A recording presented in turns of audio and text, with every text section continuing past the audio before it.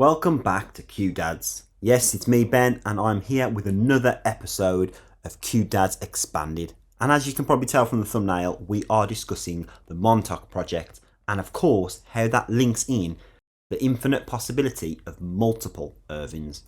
So, in the latest episode of Severance, it was briefly hinted in one of Irving's dreams that he was working towards the Montauk Project, or, of course, probably a different version to what we're about to discuss. But ultimately, this could be a little bit of an Easter egg or a teaser into the common conspiracy theory that is the Montauk Project. So there's a lot about this, and there's a lot of conspiracy behind it, circulating from a range of different things. But ultimately, it was an Air Force station that was just situated near New York, and it was like a little island, essentially. And it was all for the purpose of developing psychological warfare. And they practiced a range of different techniques that kind of stemmed around scientific experiments and the behaviour of animals and hybrids. And then also going down the route of mind control and even time travel. Now, the station itself had this radio antenna, from what I can tell, which seemed to kind of pick up on different radio frequencies. Now, this is kind of theorised in two different ways. One was to search for extraterrestrial life outside of this world, and the other, which stems kind of into the theory that I'm leading towards in this, which is assessing the different frequencies that the human mind and the world kind of resonate with. So you might be asking yourself, how does that tie in to an infinite number of Irvings?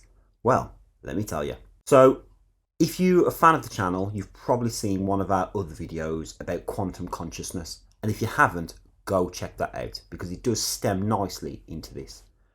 So obviously at the end of the episode, we see Irving kind of snapped out of it and taken away, so to speak, as his innie is kind of decommissioned, I suppose is the right choice of word there. And it was kind of interesting to hear Milchek say that we will never see him again and he will never ever be brought back to life. But actually, and specifically, he says that to Irving B. Now, I kind of make the B more prominent because actually it ties into the theory, and that is that there are multiple versions of Irving ready to kind of be reintegrated into the world at any time. So the Irving that we know as an innie is Irving B.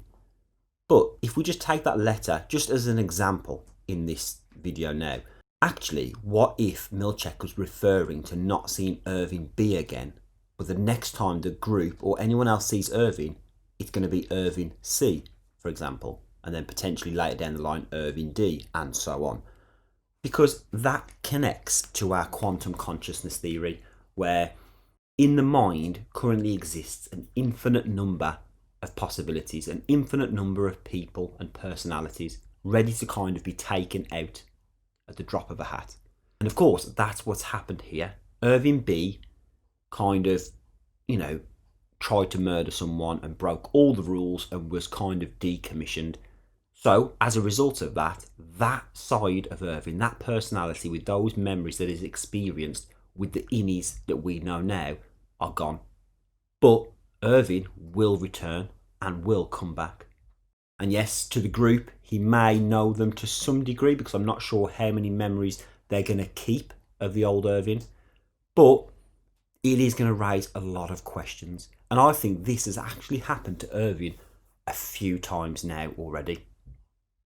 And this is because there was a lot of things back in season 1 about his ID card being a larger or a smaller number than the card of like Dylan, Mark and Helly, which kind of suggested that he's been around a long time. He obviously has that, relationship with Bert that seems to be more than what we've seen on screen. So that kind of could stem back to multiple versions of him. And I don't think the possibility of having Irving's outie just suddenly wake up in this moment or suddenly realise that that's it, his severed life is now over.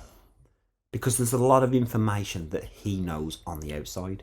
Does he know the real reasons behind the Montauk Project himself? or even the fact that he's being brought forward multiple times. Now, you might be thinking, that's silly, Irving's gone, we're never going to see him again.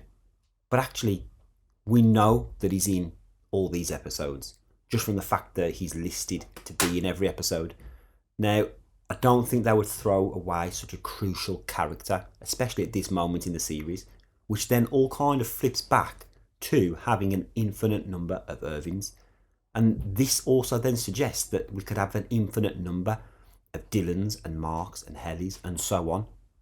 And maybe the Montauk Project that Irving has been working on is about adjusting those frequencies and fine-tuning them to make it easier to pull out these different versions of not just Irving, but of other people as well.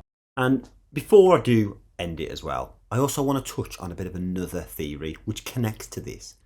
So it's obviously been alluded to that the Montauk Project is going on, or it's dropped as an Easter egg at least. Now, obviously that project was famous for all these conspiracies and investigations and experimentations that went on.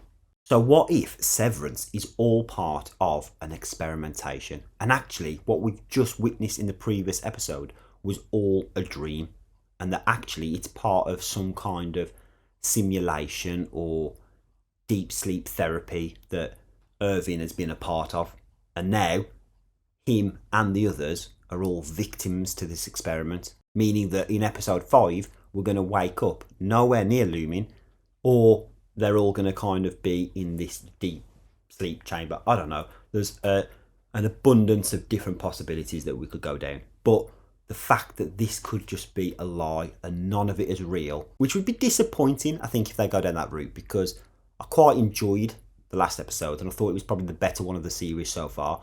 So if they go down the route that all of this was just a dream, I'm probably going to be a little bit annoyed. But do you know what?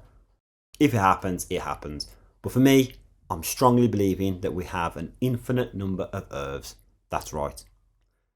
So of course, it is just a little bit of a theory that me and Steve have.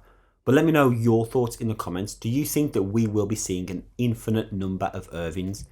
And if so, do you think that the next one brought out is going to remember his relationship with the innies he has now, and more importantly, the relationship that he has with Bert? Or do you think it's going to be like a bit of a clean slate and they're just going to bring someone out and then just roll with it? Or tell me, am I completely wrong? Because actually, if you disagree, don't just say in the comments you disagree, tell me why. Am I completely wrong and it's the fact that we're never going to see Innie Irv again, and we're only now going to focus on the outie Irv, the real Irv, and actually his journey about what he knows and how he's connecting all the pieces together, but on the outside, and maybe some grand plan to take down Lumin. And that is it. So, of course, as always, thanks for watching, and I'll catch you next time with something new.